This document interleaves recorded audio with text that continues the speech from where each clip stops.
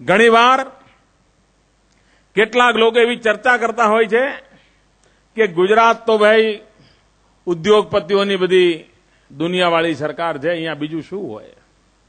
આવા જૂઠાણા ફેલાવનારાઓને પણ એવો તમાચો પડ્યો છે તમ્મર આવી જાય એમને. કારણ આ પ્રકારનો ભ્રમ ફેલાવનારાઓને પહેલી વાર ખબર પડી છે કે જે ગુજરાત આજ સુધી, ગુજરાત એટલે ટ્રેડર્સનો સ્ટેટ, વ્યાપારીઓનું રાજ્ય. મોટે ભાગે અહીંના લોકો શું કરે તો વ્યાપાર કરે. એક જગ્યાએથી માલ લે, બીજી જગ્યાએ વેચે અને વચ્ચેમાં દલાલીમાં જે મળે એનાથી એનું ગુજરાન ચલાવે.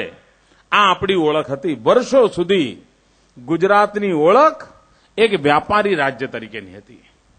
ધીરે ધીરે આપણે મહેનત કરીને ગુજરાતની ઓળખ એક ઔદ્યોગિક રાજ્ય તરીકે ઊભી કરી. સમગ્ર હિન્દુસ્તાનમાં ઔદ્યોગિક ક્ષેત્રની અંદર નવી ઊંચાઈઓ ગુજરાતે પ્રાપ્ત કરી અને એક ઔદ્યોગિક રાજ્ય તરીકે ગુજરાત ઓળખાવા લાગ્યું. પણ આખા હિન્દુસ્તાનના નકશામાં ગુજરાતને ખેતીવાડી જોડે કોઈ સંબંધ છે એ હિન્દુસ્તાનના નકશામાં ક્યારેય નહોતું. કૃષિ, કિસાન, ખેતી, ખેડૂત એવી બધી ચર્ચા આવે તો સૌથી પહેલું નામ પંજાબનું આવે, હરિયાણાનું આવે, ગંગા અને યમુનાનું પશ્ચિમ ભારત, ઉત્તર પ્રદેશ આવે, થોડું ઘણું ક્યારેક આંધ્રનું નામ આવે, ક્યારેક મહારાષ્ટ્રનું નામ આવે. પરંતુ છેલ્લેથી શરૂ કરો તો કાં રાજસ્થાન છેલ્લું હોય કાં ગુજરાત છેલ્લું હોય. અહીંયા રણ પ્રદેશ, ધૂળની ડમરીઓ ઉડતી હોય, 7 વર્ષમાં 10 વર્ષ દુષ્કાળ રહેતો હોય, પાણી પડતું ન હોય, અમારો ખેડૂત આસમાન સામે 12 મહિના સુધી આંખો ટીકાડીને બેઠો હોય અને વરસાદ સારો આવે તો એને થાય ચલો હવે દીકરીના હાથ પીળા કરીશું. એવી ગુજરાતના ખેડૂતોની જિંદગી હતી. ખેતીના ક્ષેત્રમાં ગુજરાતનું નામો નિશાન નહોતું ભાઈઓ.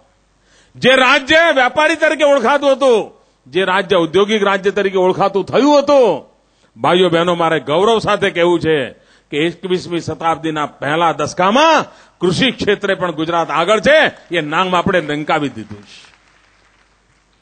2001 થી 2008ની જે ક્રાંતિકારી ઘટનાઓ બની છે એમાં સમગ્ર દેશે નોંધ લેવી પડે કે ગુજરાતે કૃષિ ક્ષેત્રે ક્રાંતિ કરી દીધી.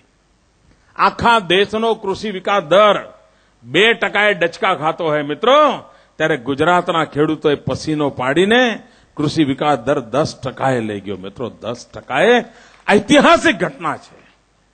જે લોકો આના જાણકાર છે, જ્યારે પણ એમને સત્ય લખવાનો ઈચ્છા ઈશ્વર આપશે એ દિવસે આ બધી બાબતો નોંધાશે, દુનિયાના ચોપડે ચડશે કે ગુજરાતના ખેડૂતે આ ક્રાંતિ કરી છે.